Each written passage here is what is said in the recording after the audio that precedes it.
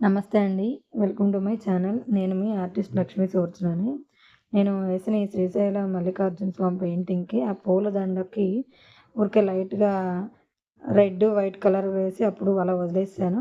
ఇప్పుడు ఈ వీడియోలో మీకు ఆ పూల దండని పూర్తి చేసి చూపించాను ఎలా వేయాలనేది. ఈ చిన్న క్లిప్ అయిపోయిన తర్వాత మీకు క్లారిటీగా పూలదండ ఎలా వేయాలి అనేది చూపించాను. కంటిన్యూగా చూడండి అర్థమవుతుంది. కొంచెం నిదానంగానే పెట్టి చూపించాను మీకు అర్థమవటం కోసం జూమ్ చేసి. ఏమేం కలర్స్ తీసుకున్నాను, ఎలా బ్రష్ మూవ్‌మెంట్ ఇచ్చాను అనేది క్లియర్‌గా తెలుస్తుంది మీకు. ఇది అక్రిలిక్ పెయింటింగ్ అండి. ఇప్పుడు ఈ దండ కోసం నేను ఆల్రెడీ బ్యాక్‌గ్రౌండ్‌లో డార్క్ రెడ్ కలర్ వేసేసాను కాబట్టి, ఇప్పుడు నేను లైట్ బేబీ పింక్ కలర్ తీసుకున్నాను అనమాట. అది డైరెక్ట్‌గా ఉన్న కలర్ కాదు కాబట్టి, వైట్‌లో ఒక ఒక డ్రాప్ లాగా నేను రెడ్ కలర్ మిక్స్ చేశాను. అప్పుడు అక్కడ మీకు కనిపిస్తుంది కదా! ట్రేలో ఆ కలర్ వచ్చిందనమాట. ఆ కలర్‌ని తీసుకొని నేను ఆ దండకి పూలు ఎఫెక్ట్ వచ్చేలాగా అట్లా వేశాను. ఇదిగో చూడండి మీకు ఎలా వేస్తున్నానో తెలుస్తుంది. బ్రష్ కూడా నేను చాలా సన్న బ్రష్ తీసుకున్నాను. జీరో తీసుకున్నా. Point brush. మీ దగ్గర డబల్ జీరో అలా ఉన్నా కూడా యూజ్ చేసుకోవచ్చు. ఇంకా సన్నగా వస్తుంది. స్ట్రోక్ ఇవ్వటమే ఇంపార్టెంట్.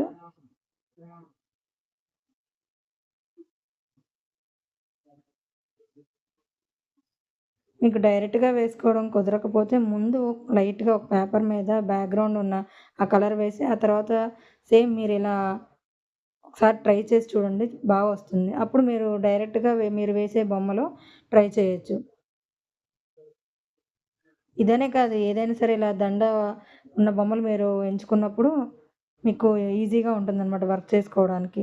రఫ్‌గా ఒకసారి మనం ట్రై చేస్తే. ఇప్పుడు కొంచెం డైరెక్ట్ రెడ్ కలర్ తీసుకొని అక్కడక్కడ కొంచెం టచ్ చేస్తున్నాననమాట.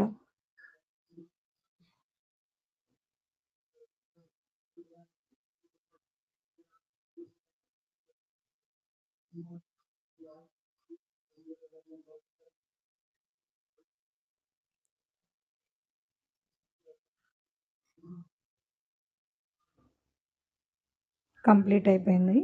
ఇప్పుడు చూడండి అన్నిటికి వేసేసాను నేనలాగా. ఎలా వచ్చిందో.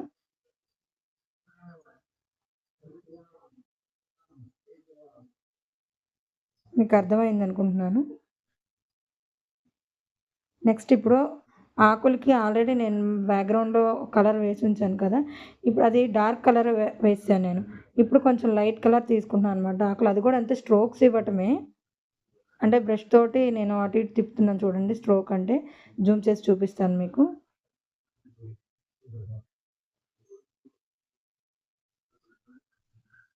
కొంచెం లైట్ కావాలనుకుంటే వైట్ తీసుకొని మిక్స్ చేసుకుంటే సరిపోతుంది.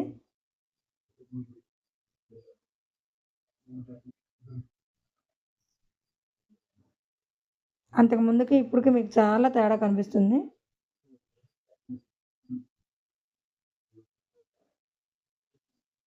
ఈ పెయింటింగ్ మొత్తం బ్రష్ పాయింట్ బ్రషే తీసుకున్నాను నేను.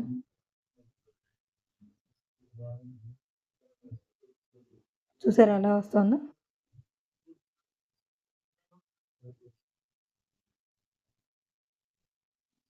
కొంచెం కొసలు వచ్చినట్టుగా వేయాలి అంతే.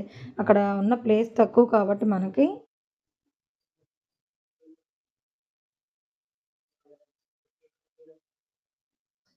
అన్నిటికి అలా వేసుకుంటూ వచ్చేయాలి. ఇప్పుడు చూడండి పూర్తయిపోయింది ఇది కూడా.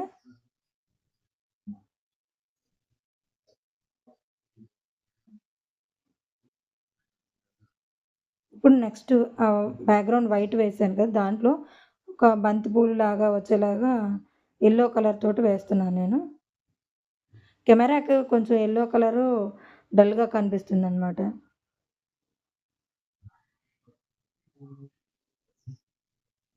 చిన్న చిన్న ఎఫెక్ట్స్ అప్పుడు నేను మిస్ అయినయి అవన్నీ కూడా ఇప్పుడు సరి చేశాను ఈ పెయింటింగ్‌లో.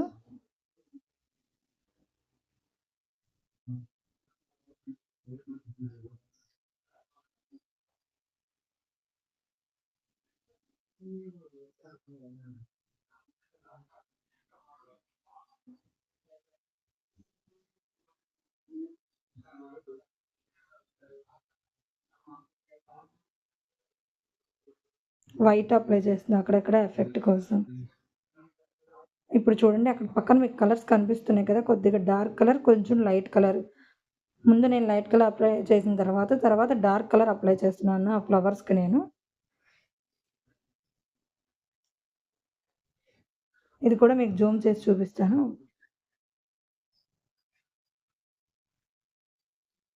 ఏంటంటే కెమెరాకి ఇది అంత కరెక్ట్‌గా కనిపించట్లేదు. కానీ విడిగా మాత్రం చాలా క్లియర్‌గా ఉంది.